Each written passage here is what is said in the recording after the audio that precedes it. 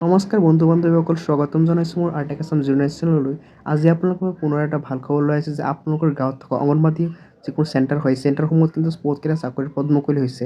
ইয়াতে আপোনালোকে দেখা পাইছে 15,800টাতকৈ অধিক পদ মুকলি হৈছে। লগতে চাকৰিসমূহ লাভ কৰিবৰ কাৰণে আপোনালোকে শিক্ষাগত অৰ্হতা কিমান লাগিব, লগতে আপোনালোকে পৰীক্ষা দিব লাগিব নে নালাগে, গোটেইখিনি তথ্য আপোনালোকে গম পাই যাব আজিৰ এই ভিডিঅ'টোৰ মাজেৰে। আপোনালোকে ভিডিঅ'টো শেষলৈকে চাব, লগতে ভিডিঅ'টো এটা শ্বেয়াৰ কৰি দিব। লগতে আপোনালোকৰ ঘৰত যদি মহিলাসকলে যিসকলে 8 পাছ 10 পাছ কৰি আছে সিহঁতে কিন্তু এই আবেদনসমূহ কৰি ল'ব পাৰিব। তো ভিডিঅ'টো আপোনালোকে শেষলৈকে চাব, লগতে মোৰ চেনেলটো ছাবস্ক্ৰাইব কৰিব। বলক আমি ভিডিঅ'টো আগবাঢ়ো। তো ফ্ৰেণ্ডসকল, আপোনালোকে ইয়াত দেখা পাইছে অংগনবাদী ছুপাৰভাইজাৰ ৰিক্ৰুটমেণ্ট 2024 বুলি ইয়াতে কিন্তু আপোনালোকে দেখা পাইছে। তো অৰ্গেনাইজেশ্যন নেম দেখা পাইছে ইয়াতে মহিলা এবং বাল বিকাশ মন্ত্ৰালয়। তো ইয়াতে পোষ্ট নেম আপোনালোকে দেখাইছে। তো ইয়াতে কিমানটা পোষ্ট আছে আপোনালোকে কিন্তু ইয়াতে দেখা পাইছে। অংগনবাদী ছুপাৰভাইজাৰ, য'ত আপোনালোকৰ 12 পাছ কৰিব লাগিব। অংগনবাদী ৱৰ্কাৰ, যিটো আপোনালোকে 10 পাছ কৰিলে হৈ যাব।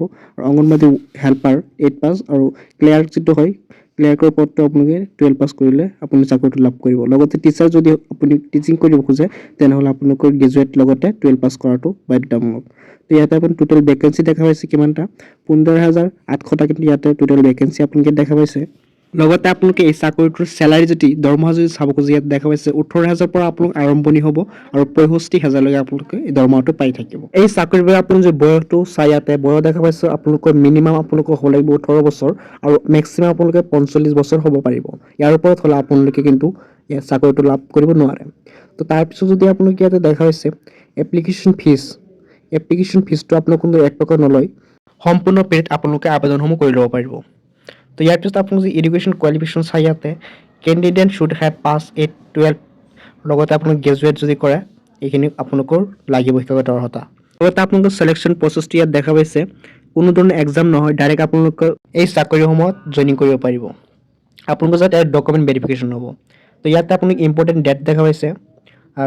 ফৰ্ম ফিল আপৰ যদি ডেট হ'ব এইটো 30 নৱেম্বৰ হ'ব। তো এতিয়া কিন্তু লিংকটো ইয়াতে আপোনালোকৰ এক্টিভেট হোৱা নাই, য'ত আপোনালোকে আবেদন কৰিব পাৰিব। তো 30 নম্বৰৰ পিছত কিন্তু আপোনালোকে আবেদনসমূহ কৰি ল'ব পাৰিব। মই 30 নৱেম্বৰ দিনা আপোনালোকৰ বাবে আৰু এটা ভিডিঅ' বনাম, য'ত আপোনালোকে আবেদন কেনেকৈ কৰিব গোটেইখিনি প্ৰচেছ আপোনালোকে তাত পাই যাব। তো সেইকাৰণে মোৰ নতুন ধৰণৰ চেনেলটো ছাবস্ক্ৰাইব কৰি ৰাখিব, এনেকুৱা আপডেট আপোনালোকে ডেইলি পাই থাকিব। লগতে আপোনালোকে আপোনাৰ বন্ধু বান্ধৱীৰ এই ভিডিঅ'টো শ্বেয়াৰ কৰি দিব, যাতে সিহঁতে ভিডিঅ'টো পাই কিবা এটা উপকৃত হ'ব পাৰে। তো আজি আছিলে এইখিনি আপোনালোকৰ ভাল খবৰ। তো লগ পাম অন্য এটা ভিডিঅ'ত। ধন্যবাদ। লগতে চেনেলটো ছাবস্ক্ৰাইব কৰি ৰাখিব, এনেকুৱা ভিডিঅ' আপোনালোকে ডেইলি পাই থাকিব।